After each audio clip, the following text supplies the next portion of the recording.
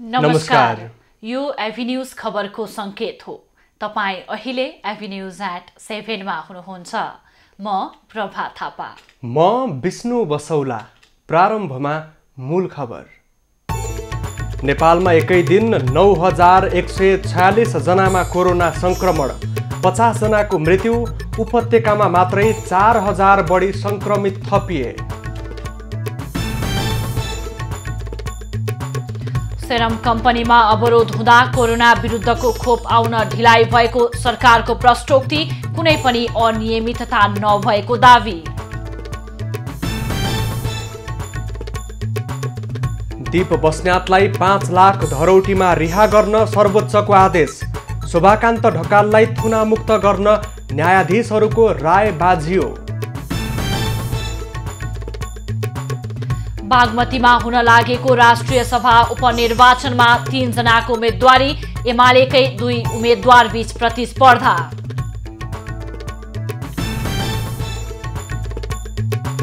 एमाले भित्रको विवाद मिलाउन दोस्रो तहका नेताहरू सक्रिय। ओलीसँग कुनै सहमति नभएको नेता नेपालको प्रश्नोक्ति।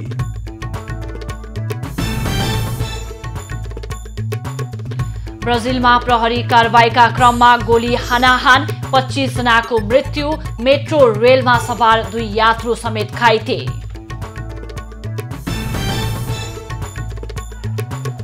र नेपाल सुपर लिगमा पोखरा र चितवन बीचको खेल जारी। पहिलो हाफ गोल रहित बराबरीमा सकियो। प्रभा, यो हप्ताको सुरुको दिनदेखि आजको दिनसम्म कोरोना संक्रमितको संख्या उकालो लाग्ने क्रम दैनिक जसो भइरहेको छ। तर हाम्रो स्वास्थ्य संरचनामा भने त्यस्तो खालको फेरबदल र क्षमता वृद्धि भएको छैन, जसले गर्दा सामान्य उपचार पाउँदा पनि ज्यान जोगिन सक्ने बिरामीहरू उपचार नपाएर मृत्यु वरण गर्न बाध्य भइरहेका छन्। हो विष्णु, आज पनि कोरोना संक्रमितको संख्या बढिरहेको छ। यहाँले भने चाहिँ कोरोना संक्रमितको संख्या बढिरहेको छ। अस्पतालहरूमा शय्याको अभाव भइरहेको छ, अक्सिजनको अभाव भइरहेको छ र यसमा चाहिँ बेलैमै सरकारले ध्यान दिनुपर्ने आवश्यक छ। अब खबरको सिलसिला प्रारम्भ गरौँ कोरोना संक्रमण सम्बन्धी प्रसङ्गबाट। नेपालमा एकै दिन 9196 जनामा संक्रमण पुष्टि भएको छ। पछिल्लो 24 घण्टामा 19987 जनाको PCR परीक्षण गर्दा 9023 र 495 जनाको एन्टिजेन परीक्षण गर्दा 173 जनामा संक्रमण पुष्टि भएको स्वास्थ्य तथा जनसङ्ख्या मन्त्रालयले जनाएको छ। यो सँगै नेपालमा संक्रमितको कुल संख्या 3,77,603 पुगेको छ। कोरोना संक्रमणबाट पछिल्लो 24 घण्टामा देशभर 50 जनाले ज्यान गुमाएका छन्। यो सँगै कोरोनाका कारण मृत्यु हुनेको संख्या 3579 पुगेको छ। स्वास्थ्य मन्त्रालयका अनुसार पछिल्लो 24 घण्टामा 2905 जना निको भएका छन्। हालसम्म निको हुनेको संख्या 2,95,395 पुगेको छ भने सक्रिय संक्रमितको संख्या 78,629 रहेको छ। काठमाडौँ उपत्यकाका पछिल्लो 24 घण्टामा 4106 संक्रमित थपिएका छन्। काठमाडौँमा 3189, भक्तपुरमा 374 र ललितपुरमा 643 संक्रमित थपिएको स्वास्थ्य मन्त्रालयले जनाएको छ। काठमाडौँ उपत्यकामा मात्रै सक्रिय संक्रमितको संख्या 34619 पुगेको छ, जसमध्ये 194 जनाको आइसियुमा र 88 जनाको भेन्टिलेटरमा उपचार भइरहेको छ। स्वास्थ्य तथा जनसङ्ख्या मन्त्रालयले भारतको सेरम कम्पनीमा भएको आगलागी र क्षमता विस्तारमा अवरोध भएकाले कोरोना विरुद्धको खोप आउन ढिलाइ भएको बताएको छ। मन्त्रालयले शुक्रबार सूचना जारी गर्दै खोप खरिदबारे विभिन्न सञ्चार माध्यममा प्रकाशित खबरमा कुनै सत्यता नरहेको दावी गरेको छ। सेरम कम्पनीमा भएको आगलागी र क्षमता विस्तारमा अवरोध भएकाले क्षमता विस्तार हुने बित्तिकै खोप ल्याइने मन्त्रालयले जानकारी दिएको छ। कोभिसिल्ड खोप खरिदबारे आएका खबरहरूमा मन्त्रालयको गम्भीर ध्यानाकर्षण भएको भन्दै खोप खरिद सम्बन्धमा स्वास्थ्य सेवा विभाग आफैले निर्णय गर्ने भएकाले स्वास्थ्य तथा जनसङ्ख्या मन्त्रालयलाई संलग्न गरी आएका खबरहरूमा सत्यता नरहेको बताएको छ। बाँकेमा कोरोना परीक्षणका लागि स्वाब दिन लाइनमा बस्दा बस्दै एकजनाको मृत्यु भएको छ। नेपालगञ्ज मेडिकल कलेज शिक्षण अस्पताल कोहलपुरमा कोरोना परीक्षणका लागि स्वाब दिन पालो कुरेर बसेका कोहलपुर 5 का करिब 59 वर्षीय पुरुषको शुक्रबार दिउँसो मृत्यु भएको हो। सास फेर्न गाह्रो भएपछि उनी अस्पताल पुगेका थिए, तर स्वाब दिने पालो नआउँदै उनको मृत्यु भएको अस्पतालका उपनिर्देशक डाक्टर दिनेश श्रेष्ठले बताएका छन्। उनलाई 3-4 दिनदेखि ज्वरो आउने, टाउको दुख्ने भएको थियो। स्थानीय मेडिकलबाटै औषधि लगेर खाँदा पनि निको नभएपछि उनी आज अस्पताल आएका थिए। अस्पताल ल्याउन ढिलो भएका कारण अक्सिजन लेभल कम भएर उनको मृत्यु भएको हुन सक्ने चिकित्सकहरूले बताएका छन्। स्वाब दिन पालो कुरेर बस्दा बस्दै अस्पतालको प्राङ्गणमा मृत्यु भएपछि उनीसँगै आएका आफन्तले शवलाई अठोमा राखेर घर लगेको उनले बताएका छन्। र यो विषयमा थप जानकारी दिन हाम्रो प्रत्यक्ष सम्पर्कमा हुनुहुन्छ कोहलपुरबाट संवाददाता रामबहादुर राउत।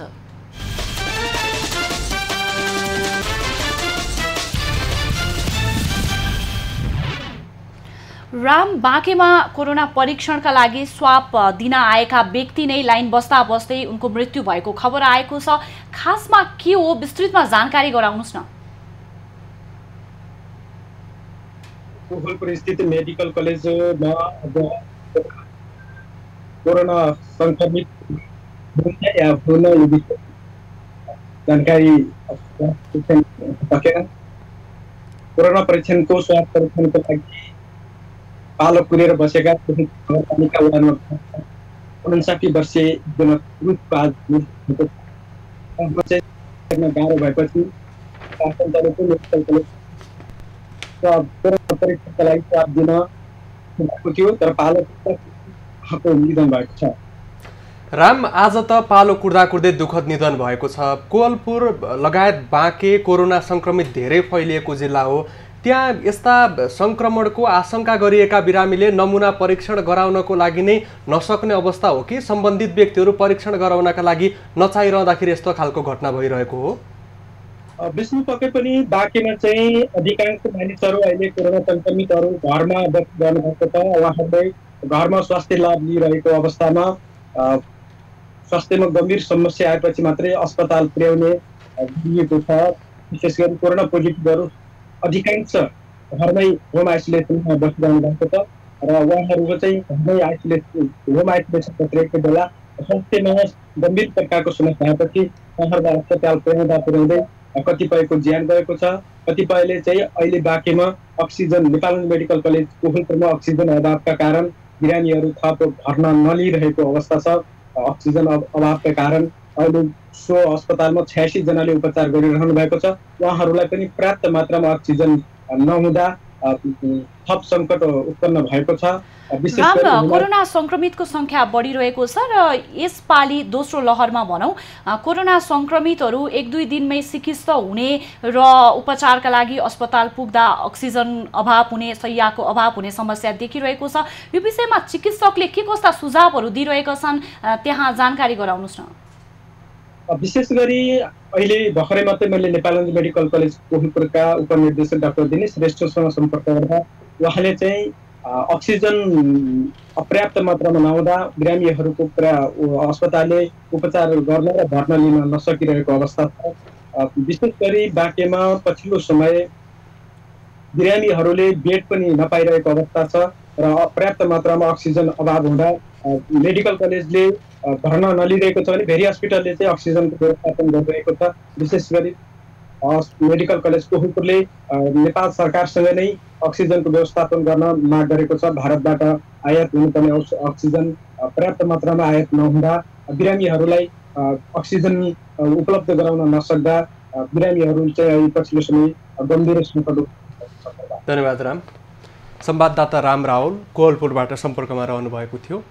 प्रभा, पछिल्लो समय हामीले बाँकेमा वैशाखको 1 गते 2-3 गतेबाटै लगातार सङ्क्रमितको सङ्ख्या बढ्न थालेको खबर प्रसारण गरिरहेका छौँ।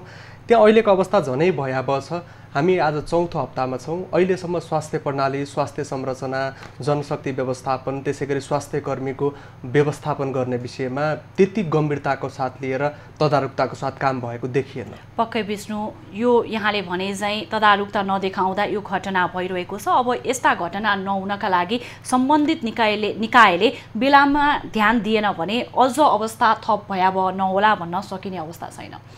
अब अक्सिजन लिन सम्बन्धी खबर अबको पालोमा। कैलालीको धनगढी उपमहानगरपालिका 2 मा रहेको मालिका अक्सिजन ग्यास उद्योगमा अक्सिजन लिने नागरिकहरूको भिड लाग्ने गरेको छ।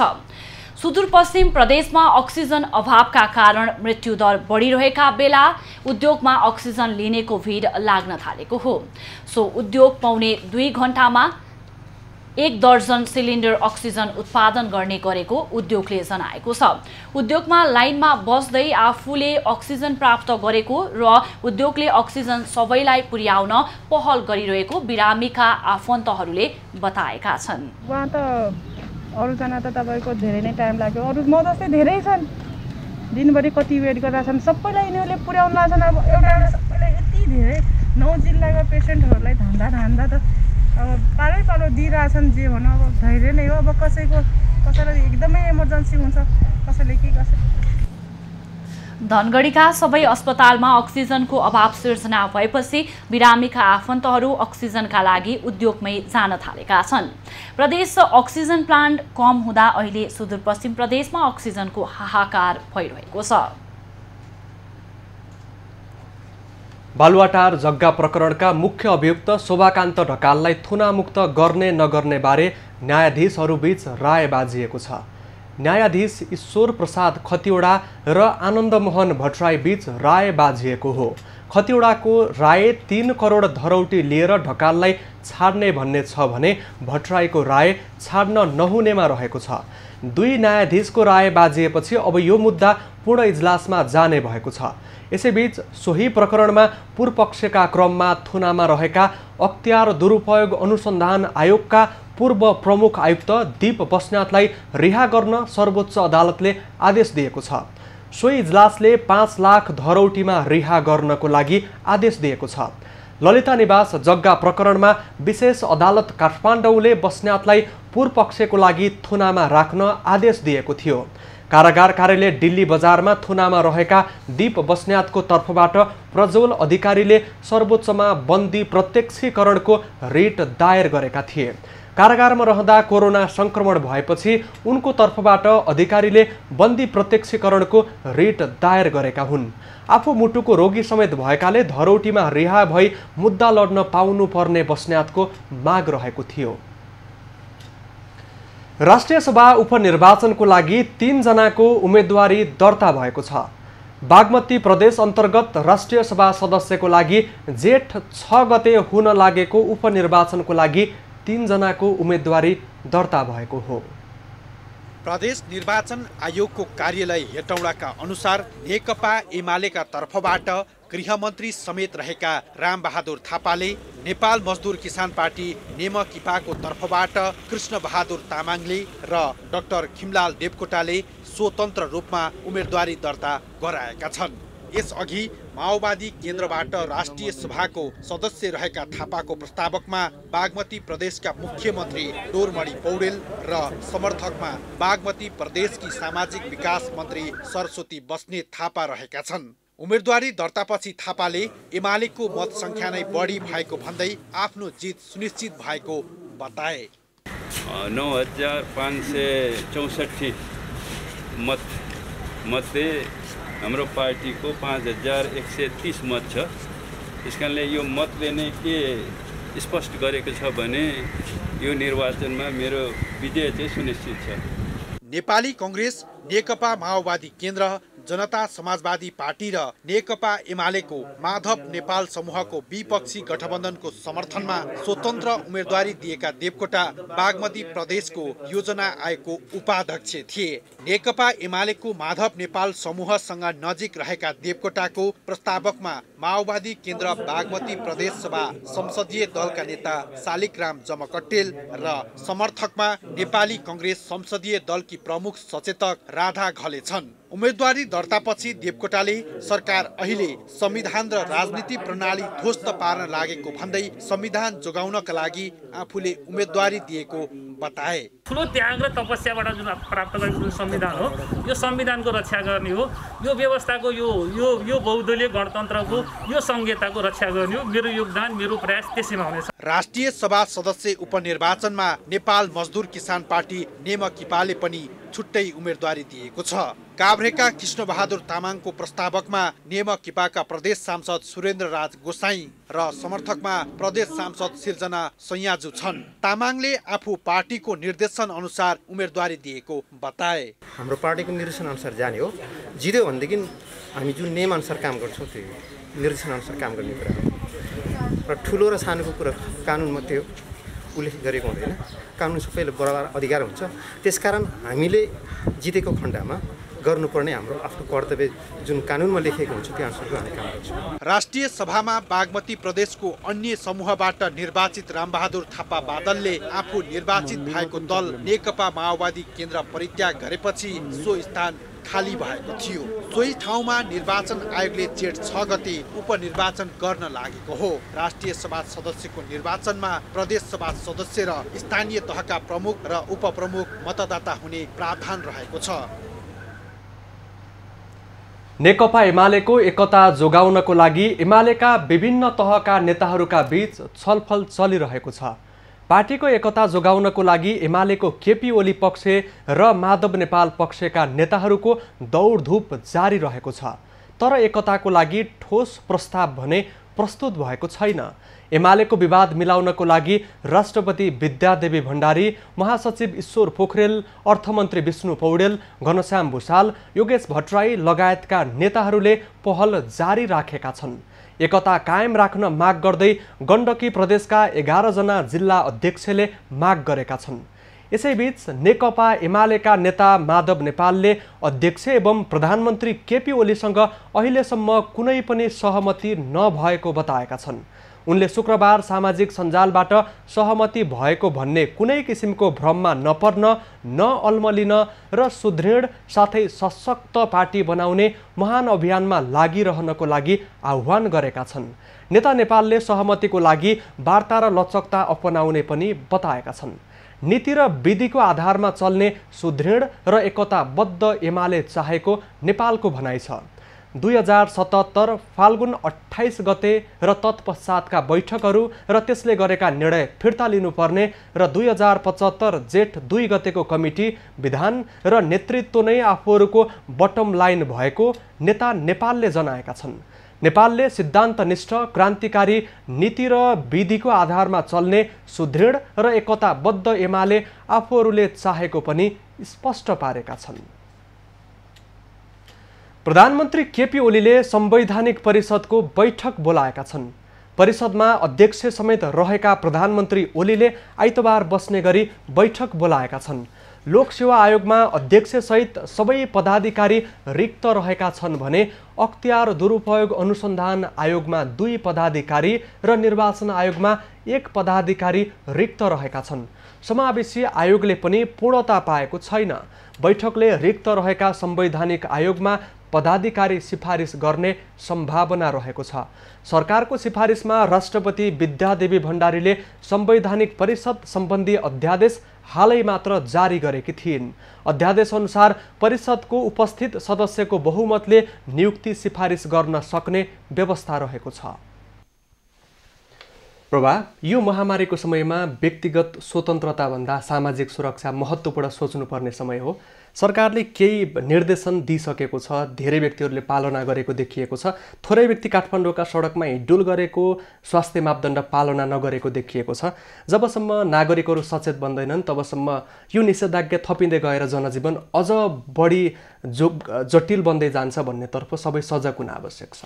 पक्कै विष्णु, काठमाडौँ उपत्यकाको तथ्याङ्क हेर्ने हो भने पनि दिन प्रतिदिन कोरोना सङ्क्रमितको सङ्ख्या बढिरहेको छ र विशेष गरी सङ्क्रमितको सङ्ख्या बढेको हुनाले पनि सुरक्षा निगरानी बढाउनु पर्ने आवश्यकता रहेको र त्यही कारणले पनि कडाई गरिएको भनेर बताइराखिएको अवस्था छ। निषेधाज्ञाको अवज्ञा गर्नेलाई ट्राफिक प्रहरीहरूले आफ्नो नियन्त्रणमा लिने र कारबाही गर्ने लगायतका कार्यक्रमहरूलाई पनि अगाडि बढाइराखेको अवस्था छ भने आज मात्रै 529 वटा सवारी साधनलाई कारबाही गरिएको छ। अब यसै सम्बन्धी थप खबर। कोरोना संक्रमण रोकथाम र न्यूनीकरणका लागि काठमाडौँ उपत्यकामा लगाइएको निषेधाज्ञा जारी छ।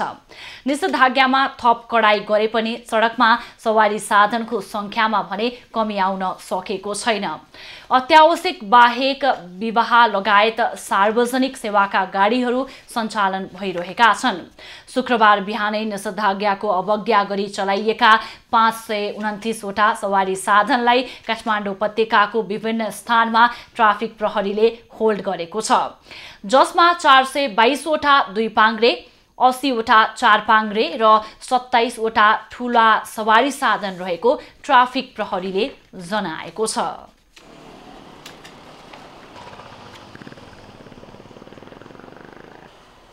वैशाख 16 देखि 22 गतेसम्मका लागि निषेधको आदेश 29 गते राति 12 बजेसम्म कायम रहनेछ। नेपालमा नयाँ भेरिएन्टको कोभिड-19 संक्रमण फैलिएको र त्यसको प्रभाव उपत्यकामा बढ्दो रहेकाले अझै सुरक्षा निगरानी बढाउनु पर्ने आवश्यकता महसुस गरी केही कडाई गरिएको जनाइएको छ। प्रतिनिधि सभा बैठकमा सहभागी हुनका लागि प्रधानमन्त्री केपी ओलीको स्वाब सङ्कलन गरिएको छ। शुक्रबार बालुवाटारमा प्रधानमन्त्री ओली सहित करिब 100 जनाको स्वाब सङ्कलन गरिएको हो। पीसीआर परीक्षणका लागि प्रधानमन्त्री ओलीको स्वाब सङ्कलन गरिएको प्रेस सल्लाहकार सूर्य थापाले बताएका छन्। ओली लगायत उनका स्वकीय सचिव तथा निजी सचिवालय, सुरक्षा निकाय र चालकहरू सहित करिब 100 जनाको स्वाब सङ्कलन गरिएको छ। प्रधानमन्त्री ओलीले वैशाख 27 मा विश्वासको मत लिने भनेका छन्। त्यसका लागि संसद अधिवेशन आह्वान भइसकेको छ। संसद बैठकमा उपस्थित हुने सांसद तथा कर्मचारी लगायतको स्वाब सङ्कलन गरिसकिएको छ। सञ्चार तथा सूचना प्रविधि मन्त्री पार्वत गुरुङले हरेक नागरिकको स्वास्थ्य र सुरक्षाको प्रत्याभूति गर्न सरकार गम्भीर र संवेदनशील रहेको बताएका छन्। शुक्रबार 6औं राष्ट्रिय पत्रकारिता दिवसको अवसरमा सञ्चार तथा सूचना प्रविधि मन्त्रालयले आयोजित कार्यक्रममा मन्त्री गुरुङले कोरोनाबाट बच्न सरकारले जारी गरेको आदेश, अपिल र अनुरोधलाई इमानदारपूर्वक पालना गर्न पनि आह्वान गरेका छन्। मन्त्री गुरुङले कोरोना महामारी बढेसँगै गुनासो पनि बढेको भन्दै अक्सिजन लगायतका अन्य व्यवस्थापन गर्न सरकार तीव्र रूपले लागेको बताए। ग्यास छैन अथवा अक्सिजन छैन, सिलिन्डर छैन, हस्पिटल आइसियु छैन, बेड छैन, बेडको बारेमा तपाईँहरूले चिन्ता नगर्नुहोस्। यस्तो किसिमको एउटा चाहिँ स्वास्थ्य मन्त्रालयले पनि त्यो अनुसारको चाहिँ एउटा तुरन्त अभाव के रह्यो भन्ने कुरोको एउटा टेलिफोनहरूको चाहिँ एउटा व्यवस्थापन गरेको छ, त्यसमा सम्पर्क गर्ने। कार्यक्रममा मन्त्रालयले वरिष्ठ पत्रकार सम्मान र राष्ट्रिय पत्रकारिता पुरस्कार 16 जना पत्रकारलाई प्रदान गर्ने घोषणा गरेको छ, जस अनुसार वरिष्ठ पत्रकार सम्मान 2076 बाट स्वर्गीय सुखदेव नेपाल र हर्ष सुब्बा पुरस्कृत भएका छन् भने वरिष्ठ पत्रकार सम्मान 2077 बाट रघु मैनाली र शार्दुल भट्टराई भएका छन्। त्यस्तै राष्ट्रिय पत्रकारिता पुरस्कार 2076 र 77 पनि घोषणा गरिएको छ। वीर अस्पतालको नयाँ भवनका साथै उपत्यकाका 4 स्थानमा कोरोना संक्रमितको उपचारका लागि प्रयोगमा ल्याइने भएको छ। कोभिड-19 को रोकथाम, नियन्त्रण र उपचारको सन्दर्भमा प्रधानमन्त्री तथा मन्त्री परिषदको कार्यालयले तयार पारेको कार्ययोजना अनुसार वीर अस्पतालको नयाँ भवनसँगै उपत्यकाका 4 स्थानलाई कोभिड अस्पताल सञ्चालनमा ल्याउन लागि हो। नयाँ भवन 500 शय्याको हुनेछ। कार्ययोजना अनुसार वीर अस्पतालको नयाँ भवन भक्तपुरको खरिपाटी, दहचोक र इचङ्गु नारायणमा रहेका संरचनालाई शनिबारसम्म आइसियु शय्या सहितको कोभिड अस्पतालमा रूपान्तरण गरी सञ्चालनमा ल्याउन लागि प्रधानमन्त्री तथा मन्त्री परिषदको कार्यालयले जनाएको छ। शर्मा एन्ड कम्पनीले वीर अस्पतालको अत्याधुनिक भवन निर्माण सम्झौता म्याद सकिनु 2 महिना अघि नै सम्पन्न गरी हस्तान्तरण गरिसकेको छ। जिल्लामा खाद्यान्न सङ्कट पर्न सक्ने भन्दै जिल्ला स्तरीय कोभिड व्यवस्थापन केन्द्र DCCMCले आजदेखि खाद्यान्न र निर्माण सामग्री ढुवानी गर्न दिने निर्णय गरेको छ। प्रमुख जिल्ला अधिकारी गणेश आचार्यको अध्यक्षतामा आज जिल्ला प्रशासन कार्यालयमा बसेको सरोकारवालाको बैठकले उक्त निर्णय गरेको हो।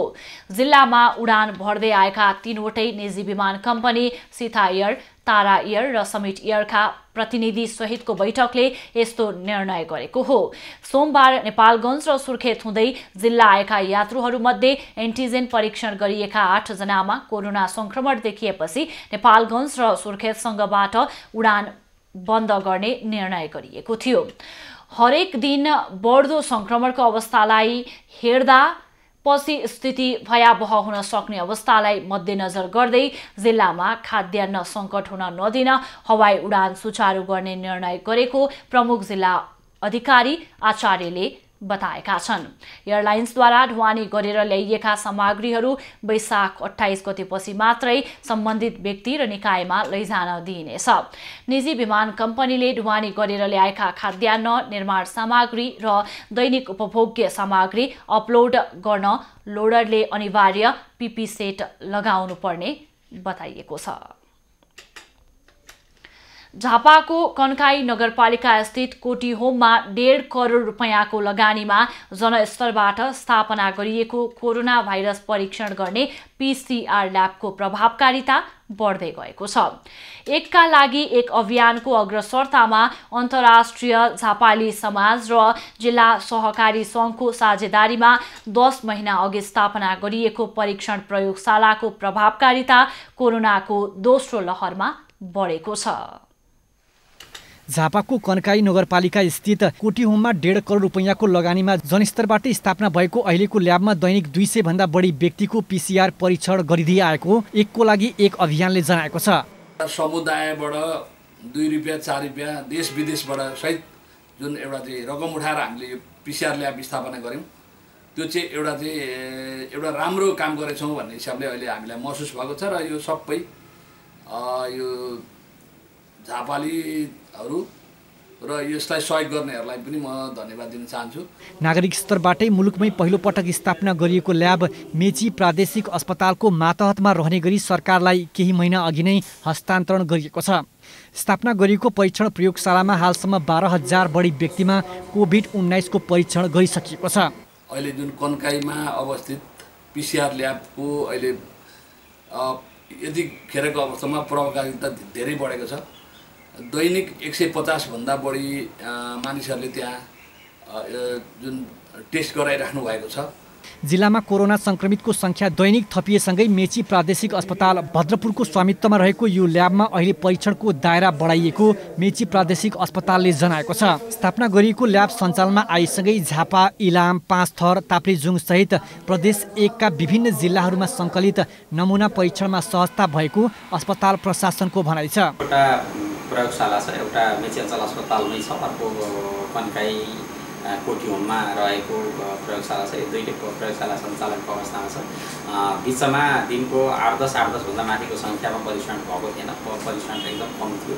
यो पछिल्लो कालमा आएपछि परीक्षणको दायरा निकै बढेको छ र परीक्षणको सङ्ख्या प्रदेश 1 का विभिन्न स्थानीय तहसहित केही निजी अस्पताल र स्थानीय स्तरका स्वास्थ्य संस्थाबाट समेत PCR परीक्षणका लागि यस ल्याबमा स्वाब आउने गरेको छ। स्वास्थ्य कार्यालय झापाको बुधबारसम्मको तथ्याङ्क अनुसार जिल्लामा कोरोनाका सक्रिय सङ्क्रमितको सङ्ख्या 898 पुगेको छ भने कुल सङ्क्रमितको सङ्ख्या 5600 पुगेको छ।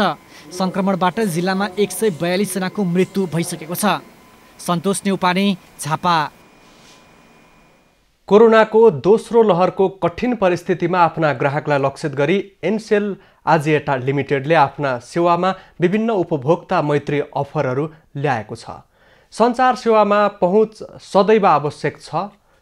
अझै यस किसिमको सार्वजनिक स्वास्थ्य सङ्कटको अवस्थामा सञ्चार सेवामा निर्बाध पहुँच अझै महत्त्वपूर्ण हुन्छ। प्रत्येक रिचार्जमा बोनस, डेटा सेवामा आकर्षक बोनस, घरबाटै काम गर्न, अनलाइन कक्षाको लागि प्याकहरू र एनसेल सापटीमा विभिन्न थप सुविधा लगायतका राहत अफरले अत्यावश्यक सञ्चार सेवामा सुलभ दरमा सहज पहुँच सुनिश्चित गर्न योगदान पुर्याउने कम्पनीले दाबी गरेको छ। कोरोना रोगसँग बच्न अहिलेको अवस्थामा सामाजिक र भौतिक दूरी कायम गर्दै भिडभाडबाट टाढा रहनु आवश्यक रहेको भनिएको छ। यी ग्राहक मैत्री अफरहरूले आफ्ना परिवार, आफन्त, साथीभाइसँग सम्पर्कमा रहिरहन र कुनै पनि आपतकालीन अवस्थाको समयमा आवश्यक सहयोग लिनको लागि योगदान गर्न सक्ने विश्वास एनसेलले व्यक्त गरेको छ। प्रत्येक रिचार्जमा बोनस डेटा, 30 दिने डेटा प्याकका double data, work from home offer, digital platform मार्फत प्याकहरूको खरिदमा बोनस, एनसेल सापटीमा विभिन्न सुविधा लगायतका प्याकेजहरू सुविधा थपिएको छ। कोरोनाको कारण रोजगारी प्रभावित भएपछि धनुषाका दर्जनौं परिवारले फर्सी खेती गर्न थालेका छन्। विपन्न ती परिवारलाई फर्सी खेतीबाट आर्थिक अवस्था उकास्नको लागि सहयोग पुगिरहेको छ। फर्सी नगदी बाली भएकाले आर्थिक अवस्था उकास्न सहयोग पुग्ने भएकाले महिलाहरू फर्सी खेतीतर्फ अग्रसर भएका हुन्। यूएनडीपीको सहयोगमा सीआईसी जनकपुर धामले ती महिलालाई सहयोग गरिदिएको छ। जग्गा उपलब्ध गराउनुका साथै बिउ र मल समेत उपलब्ध गराइएको सीआईसी जनकपुर धामका अध्यक्ष सञ्जय शाहले बताए। यसमा चाहिँ हामीले करिब 4.5 बिघा जग्गामा चाहिँ हामीले फर्सी खेती मात्रै गराएका छन् र यहाँ स्थानीय स्तरमा पनि फर्सीका डिमान्ड बढेकाले यो बिहेहरूमा चाहिँ यसका तरकारीहरूमा बढी प्रयोग हुने गरेकाले यसका डिमान्ड पनि राम्रै भएको। फर्सी नेपालमा ग्रीष्म वर्षा मौसममा खेती गरिने प्रचलित तरकारी बाली हो। अरू तरकारी बालीको तुलनामा फर्सीमा उत्पादन क्षमता, पौष्टिक तत्त्वहरू, भण्डारण क्षमता बढी भएकाले यसको खेती दिगो हुने गरेको छ। हरियो र पाकेको दुवै थरी फर्सीलाई तरकारीका रूपमा प्रयोग गर्ने गरिन्छ। त्यसैगरी फर्सीका लागि कलिला, मुन्टा र पात पनि तरकारीको रूपमा प्रयोग गरिन्छ। धनुषाको गणेशमान चारनाथ नगरपालिकामा 60 परिवार मिलेर 4.5 बिघा जग्गामा फर्सी खेती गरेका छन्। सामुदायिक फर्सी खेतीबाट आम्दानी र रोजगारी पाएको किसानहरू बताउँछन्। हम सब बर्चिकन कतिमा रोपिके अखिन त बहुते बेचलिए, बहुते प्रगति भेलै। हमरा आरके बेरोजगार छलिए, हमरा आरके एकटा रोजी मिल गेलै। जेना गाँव घर में रहे छलिए बैठल तेना नहीं रहे छी, अपना खेत में आबि के काम करे छी। तो ओहि में लगानी भिरानी मोल देने है, खाद देने है, 4 खल के दवाई देने, 4 बाजी टंकी देने, दवाई छिटला, मोटिया मल देने है, यूरिया खाद देने है, अथी जीन देने है, पटास देने है, आ सब कोई ओहि में लगान कर देने है। तो बैठल से निमन तो हमरा अच्छा लगे जे काम लगा दिल के ओहि में बाल बच्चा कमाई छी, खाई छी, अपन रोजी पूजी में लाग। सांसद राम आशिष यादवले फर्सी खेतीलाई रोजगारीको नयाँ अवसरको रूपमा लिएका छन्। महिला किसानहरूले आफ्नै घरमा बसेर रोजगारी र आम्दानी पाएकाले जीवनमा पनि परिवर्तन आएको छ। तरकारी किन्ने व्यवसायीहरू खेतमै पुग्छ र खेतबाट तरकारी किनेर लग्छ अनि किसानहरूलाई लाभ पनि भइरहेको छ। त्यसकारण यो सीआईसीले सामुदायिक सुधार केन्द्रले जुन यूएनडीपीको सहयोगमा यो गणेशमान चारनाथ नगरपालिकाको बर्मझियामा जुन यो कार्यक्रम चल्दैछ, किसानलाई आत्मनिर्भर बनाउने, महिलालाई आत्मनिर्भर बनाउने र कृषि सुधार अभियान पनि। कृषि क्षेत्रलाई प्रदेश 2 सरकारले पनि महत्त्वको साथ लिएको छ। प्रदेश 2 का नीति आयोगका उपाध्यक्ष डाक्टर भोगेन्द्र झाले आर्थिक सामाजिक रूपान्तरणका लागि कृषि क्षेत्रको आमूल परिवर्तन आवश्यक रहेको बताए। यहाँका जुन सीमान्त परिवारका व्यक्तिहरू हुन्छन्, खास गरेर महिला, तिनीहरूमा आर्थिक आत्मनिर्भरताको प्रवृत्ति जुन हो त्यो प्रवृत्ति विकसित हुन्छ र आत्मविश्वास पनि बढ्छ कि हामी आफ्नो श्रमको उपयोग गरेर आफ्नो र आफ्नो परिवारको जुन आर्थिक अवस्था हो त्यसमा सकारात्मक परिवर्तन ल्याउन सक्छौँ। बजारमा पनि फर्सीको माग अत्याधिक रहेको छ। बजारको बढ्दो मागका कारण पनि धनुषाका किसान फर्सी खेतीमा आकर्षित भएका हुन्। केही महिलाहरू जो चाहिँ कोभिडबाट पीडित रहेका थिए, जसका श्रीमानहरू विदेशमा कमाइरहेका थिए, कोभिडका कारण घरमै बस्न बाध्य भएका थिए, तिनीहरूको लागि यस प्रकारको चाहिँ कार्यक्रम ल्यायो र ती कार्यक्रम चाहिँ प्रभावकारी भइरहेको छ। एभी न्युज खबरका लागि सुजित कुमार झा, जनकपुर धाम।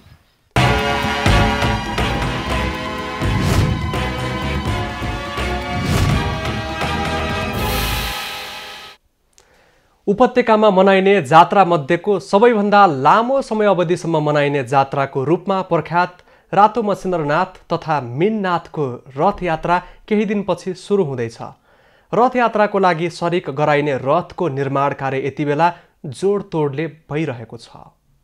पुरको लगनखेल स्थित मच्छिन्द्रनाथ स्नान डबलीमा ल्युती पुन्ही अर्थात् चैत्र शुक्ल पूर्णिमाको भोलिपल्ट बुङद्यो रातो मच्छिन्द्रनाथको मूर्तिलाई स्नान गराइएको थियो।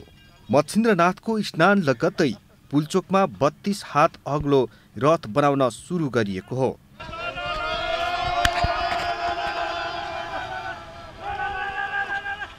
रथ निर्माण विभिन्न किसिमका काठ तथा बेतको सहायताले बनाउने गरिन्छ।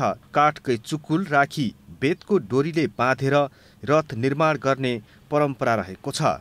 बिहिबार रथमा 4 भैरवको प्रतीकका रूपमा पुज्ने 4वटा घचा पाङ्ग्रा जडित गर्ने कार्य गरियो।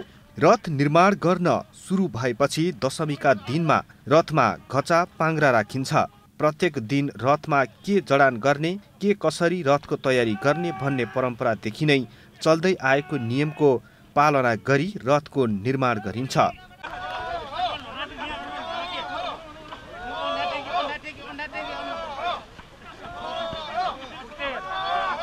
रथ निर्माण कार्य अति नै कठिन मानिन्छ। आमाको मुख हेर्नेको भोलिपल्ट रथमा बुङद्यो रातो मच्छिन्द्रनाथको मूर्तिलाई रथारोहण गराइन्छ। बुङद्यो रातो मच्छिन्द्रनाथको रथ भने अक्षय तृतीयाको भोलिपल्ट रथ यात्रा गर्ने प्रचलन रहेको छ। बुङद्यो रातो मच्छिन्द्रनाथलाई वर्षा र सहकालका देवताका रूपमा पुज्ने गरिन्छ। एभी न्युज खबरका लागि राकेश डङ्गोलको रिपोर्ट। अब पालो एभी न्युज एट स्पोर्ट्सको।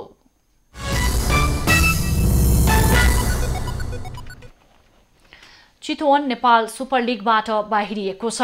शुक्रबार भएको खेलमा पोखरासँग 2-1 गोल अन्तरले पराजित हुँदै चितवन प्रतियोगिताबाट बाहिरिएको हो। त्रिपुरेश्वर स्थित दशरथ रङ्गशालामा पोखरालाई जित दिलाउन नवयुग श्रेष्ठ र रफाइल रिमगागोले 1-1 गोल गरे। चितवनका शिशिर लेखीले 1 गोल फर्काए। खेलको 72औं मिनेटमा शिशिरले गोल गर्दै चितवनलाई सुरुवाती अग्रता दिलाएका थिए। खेलको 82औं मिनेटमा चितवन 10 खेलाडीमा समेटियो। गोलकिपर विशाल सुनार रातो कार्ड प्राप्त गर्दै मैदानबाट बाहिरिएका थिए।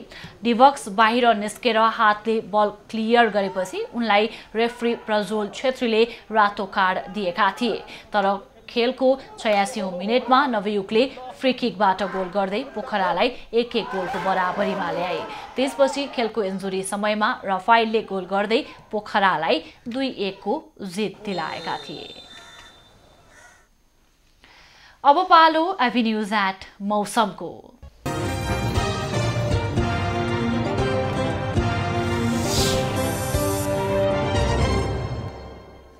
पछिल्लो 24 घण्टामा देशभरको मौसममा सामान्य बदली रही पहाडी भूभागका केही स्थानमा छेडिक वर्षा भयो।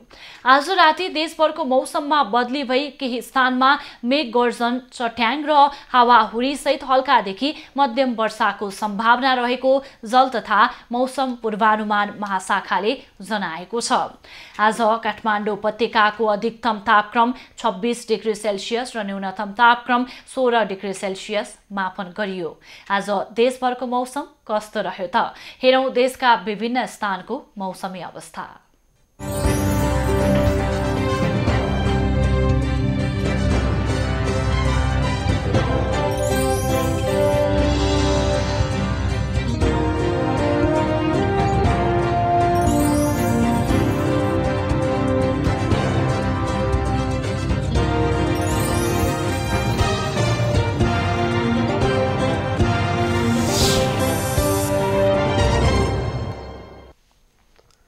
अहिलेलाई खबरको क्रम यति नै। आइभी न्यूज खबरका यी सहित अन्य विस्तृत खबरका लागि www.ivnews.tv लगअन गर्न सक्नुहुनेछ। युट्युब, फेसबुक र ट्विटरमा पनि हामीलाई फलो गर्न सकिनेछ। खबरभित्रको खबरका लागि हेर्दै रहनुहोला आइभी न्यूज खबर। नमस्कार।